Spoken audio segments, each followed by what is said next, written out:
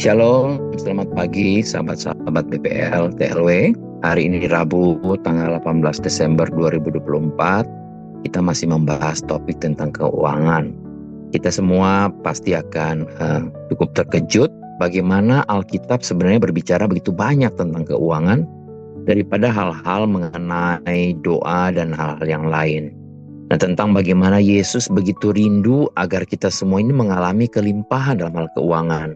Topik ini sangat penting bagi setiap orang karena uang adalah sesuatu yang dibutuhkan untuk hidup, untuk memenuhi kebutuhan sehari-hari, dan menjadi saluran berkat bagi orang lain.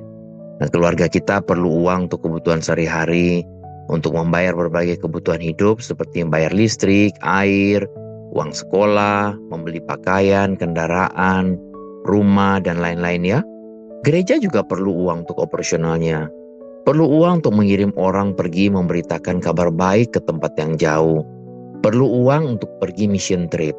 Ya, sangat tidak mungkin melakukan mission trip tanpa uang. Mungkin ada beberapa orang yang bisa melakukannya dengan secara supernatural. Tetapi alangkah baiknya kalau kita memang betul-betul dipersiapkannya.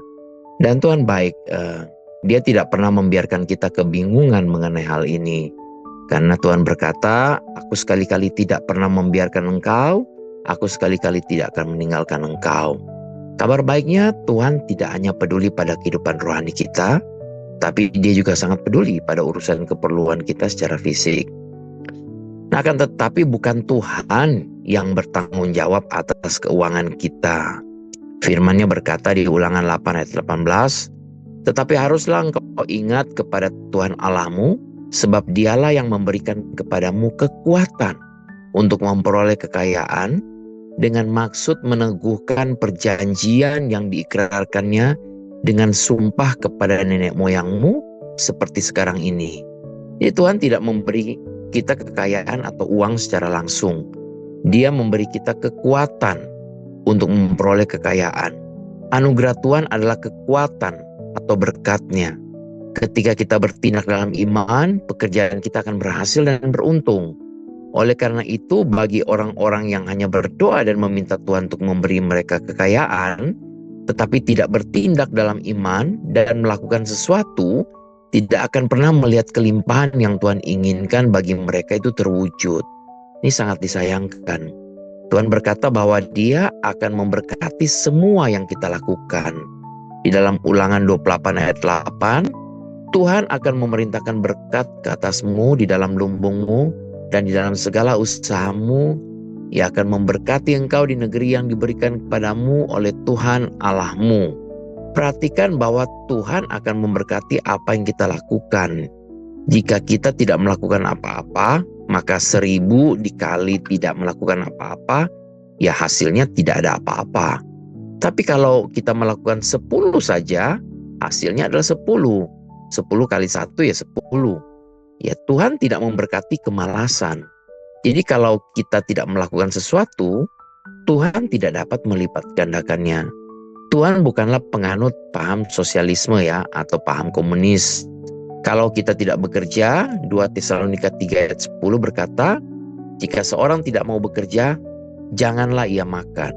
Dalam Alkitab versi bahasa Indonesia yang disederhanakan, menerjemahkan ayat ini sebagai orang yang tidak mau bekerja tidak boleh diberi makan. Nah, karena aset yang sebenarnya bukanlah uang atau kekayaannya, melainkan kekuatan untuk memperoleh kekayaan. Nah, seseorang yang memiliki pewahyuan tentang hal ini tidak akan terganggu kalau ada orang yang mencuri dari dirinya atau kehilangan uang, atau kalau keadaan ekonominya anjlok. Keadaan ekonomi dunia atau kota tempat di mana dia tinggal itu gonjang-ganjing. Jadi aset fisik mereka bukanlah aset yang sebenarnya. Ayat ini tidak berbicara mengenai kekuatan fisik. Tapi yang dimaksud di sini adalah power atau kuasa yang dari Tuhan. Ini berbicara tentang perkenanan Tuhan. Dan perkenanan Tuhan inilah aset kita yang sesungguhnya. Kebaikan Tuhanlah yang menghasilkan kekayaan fisik. Jadi sekali lagi Tuhan tidak memberikan kekayaan secara langsung. Dia memberi kita kekuatan, kuasanya untuk memperoleh kekayaan. Jadi selama kita memiliki kekuatan atau kuasa ini, Kita tidak perlu khawatir tentang aset kita. Kuasa inilah yang sangat berharga. Kita tahu sebagai orang percaya ketika kita menghasilkan uang, selain itu untuk memenuhi semua kebutuhan-kebutuhan kita harus menggunakan uang yang kita terima untuk menyentuh kehidupan orang lain.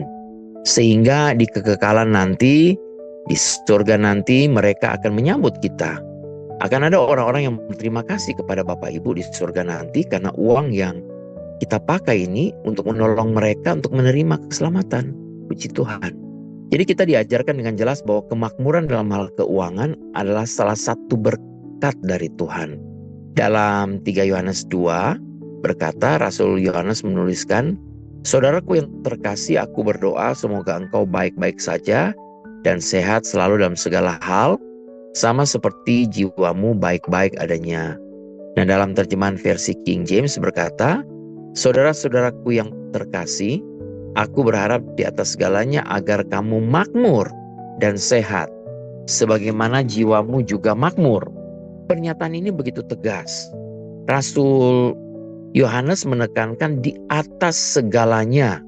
Ini mencakup kesehatan, keseimbangan emosi, hubungan dengan orang lain, dan kondisi keuangan kita. Puji Tuhan. Tuhan rindu agar kita hidup makmur dan sehat dalam segala aspek.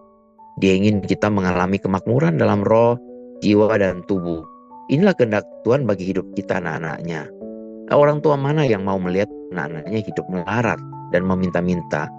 Apalagi Bapa kita yang di surga. Nah, perhatikan bahwa kemakmuran ini terjadi saat jiwa kita makmur. Kita tidak dapat benar-benar makmur secara lahiriah jika kita tidak makmur dalam jiwa kita. Sekali lagi ya, kita tidak dapat benar-benar makmur secara lahiriah jika kita tidak makmur dalam jiwa kita. Kita tahu ketika kita menerima Yesus sebagai Tuhan dan Juru Selamat, kita dilahirkan kembali oleh Allah dan kita memiliki roh yang baru. Di kitab 2 Korintus 5 ayat 17 berkata, "Jadi siapa yang ada dalam Kristus, ia adalah ciptaan yang baru, yang lama sudah berlalu, sesungguhnya yang baru sudah datang."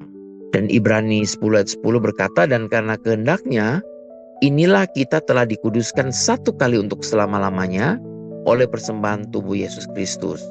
Ibrani 10 ayat 14 berkata, "Sebab oleh satu korban saja, ia telah menyempurnakan untuk selama-lamanya mereka yang ia kuduskan." Dan Ibrani 12 ayat 23 berkata, "Dan kepada jemaat anak-anak sulung yang namanya terdaftar di sorga, dan kepada Allah yang menghakimi semua orang, dan kepada roh-roh orang-orang benar yang telah menjadi sempurna." Di sini kita dapat menyimpulkan bahwa kita tidak memiliki masalah dengan roh lahir baru kita. Roh kita sudah sempurna. Di dalamnya ada kemakmuran, sudah makmur, sudah sama seperti Yesus. Akan tetapi, jiwa kita hanya akan menjadi jiwa yang makmur apabila kita mulai memperbarui pikiran kita dengan apa yang sudah kita miliki di dalam Kristus, yaitu di dalam roh lahir baru kita. Pikiran yang tidak diperbarui dengan firman Tuhan dalam hal kemakmuran ini akan cenderung dipengaruhi oleh pola pikir dunia yang terbatas dan seringkali salah mengenai keuangan dan kelimpahan, mengenai kemakmuran. Ini akan menyebabkan beberapa konsekuensi yang bisa terjadi. Yang pertama adalah pandangan yang salah tentang kemakmuran. Tanpa pembaruan dari firman Tuhan, seorang bisa memandang kemakmuran sebagai sesuatu yang negatif atau hanya sebatas materialistis. Ada yang berpikir bahwa uang adalah akar segala kejahatan. Padahal Alkitab menyatakan dengan jelas bahwa cinta akan uang yang menjadi akar segala kejahatan. Itu di 1 Timotius 6 ayat 10 ya. Akibatnya mereka menolak berkat finansial yang Tuhan sediakan atau merasa bersalah ketika mereka menjadi makmur. Nah, tanpa pembaruan pola pikir, orang-orang akan menyalahkan ekonomi negara, kurangnya pendidikan, dan semua keterbatasan yang mereka miliki ini sebagai masalahnya. Namun masalah sebenarnya adalah nafsu untuk mendapatkan lebih banyak barang dan kurangnya rasa puas dengan apa yang mereka miliki. Jadi salah satu cara untuk menghentikan cinta akan uang dalam hidup kita adalah dengan memberi uang kepada orang yang membutuhkan. Saya percaya inilah sebabnya Tuhan memerintahkan kita untuk memberi. Di Lukas 6 ayat 38 berkata, "Berilah dan kamu akan diberi suatu takaran yang baik, yang dipadatkan, yang digoncang, dan yang tumpah keluar akan dicurahkan ke dalam ribaanmu."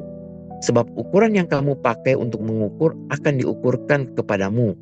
Ayat ini mengungkapkan salah satu hukum utama Tuhan yang berlaku baik di ranah rohani maupun di dunia fisik. Jadi sama seperti kita memberikan benih ke dalam tanah, yaitu hati kita, untuk mendapatkan kembali benih dalam jumlah yang lebih banyak, demikian juga halnya dengan segala sesuatu yang kita berikan. Baik itu uang, harta benda, ya kita bisa memberi kasih, kita juga bisa membenci, ya kita bisa berdoa, atau waktu kita bisa berikan, kita akan menuai hasil dari apapun yang kita berikan. Kita akan menuai tepat seperti yang kita tabur. Dan kita akan menerima secara sebanding dengan ukuran yang kita berikan. Di dalam 2 Korintus 9 ayat 6 berkata, orang yang menabur sedikit akan menuai sedikit juga, dan orang yang menabur banyak akan menuai banyak juga. Hukum ini berlaku baik untuk hal positif maupun negatif ya, yang kita tabur. Seperti yang kita lihat pada ayat sebelumnya. Nah, meskipun ini adalah hukum Tuhan yang tidak berubah, hukum ini dapat diatasi dengan hukum yang lebih besar. Sama seperti kita dapat menghindari hukum gravitasi dengan menggunakan hukum dorongan dan daya angkut yang besar. Jadi hal-hal negatif yang telah kita berikan tidak harus kembali kepada kita jika kita menerapkan hukum pengampunan yang lebih besar. Di 1 Yohanes 1 ayat 9. Demikian juga hal-hal baik yang telah kita tabur bisa menjadi sia-sia kalau kita tidak terus berbuat baik. Itu yang Galatia 6 ayat 9 katakan. Jadi ukuran yang dibicarakan di sini dapat diartikan sebagai ukuran pemberian kita atau cara kita memberi. Ini keduanya benar. Jika kita terlambat dalam memberi, maka pasokan kita akan datang terlambat juga. Jika kita memberi dengan enggan, maka itu akan dikembalikan kepada kita dengan cara yang sama. Jika kita memberi dengan sukacita, maka itu juga akan dikembalikan kepada kita dengan sukacita. Jika uang telah menjadi Allah bagi kita, sebagaimana yang tertulis dalam Kolose 3 ayat 5, kita dapat melepaskan diri dari cengkramannya dengan memberikannya. Yang kedua adalah mentalitas kekurangan atau scarcity mindset ya. Pikiran kita yang tidak diperboleh dengan firman Tuhan seringkali dipenuhi dengan kekhawatiran atau kekurangan. Kekhawatiran akan kekurangan ya.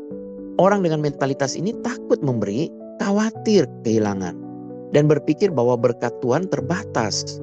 Hal ini bertentangan dengan janji Tuhan yang berkata dalam Filipi 4 ayat 19, Allahku akan memenuhi segala keperluanmu menurut kekayaan dan kemuliaannya dalam Kristus Yesus.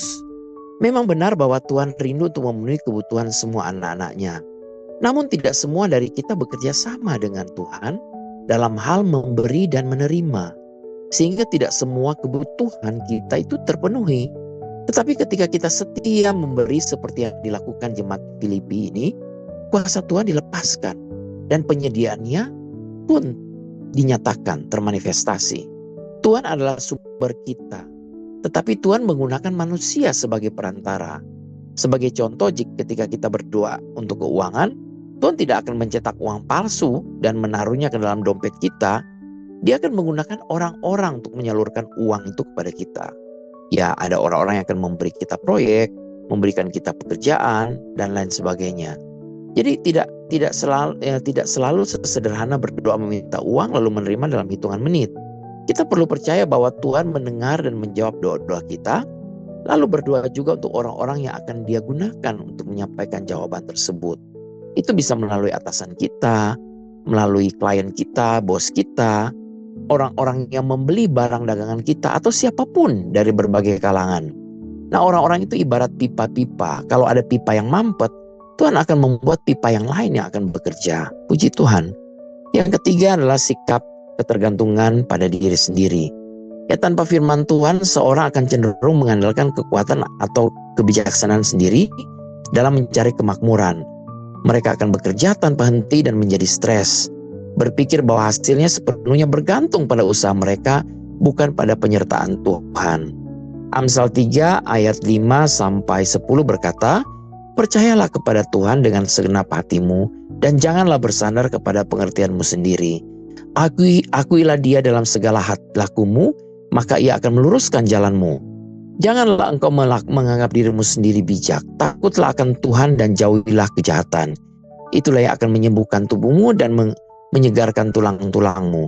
Muliakanlah Tuhan dengan hartamu dan dengan hasil pertama dari segala penghasilanmu. Maka lumbung-lumbungmu akan diisi penuh sampai melimpah-limpah, dan bejana pemerahanmu akan meluap dengan air buah anggurnya.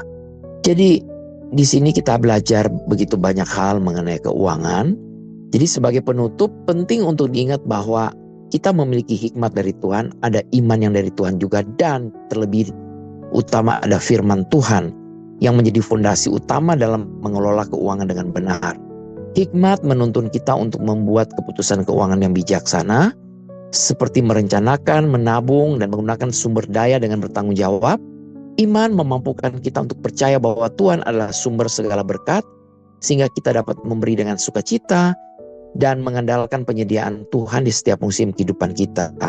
Sementara itu, firman Tuhan memberikan prinsip-prinsip yang kokoh untuk menjalani hidup yang berkelimpahan, menjadi berkat bagi orang lain, dan tetap berjalan dalam integritas.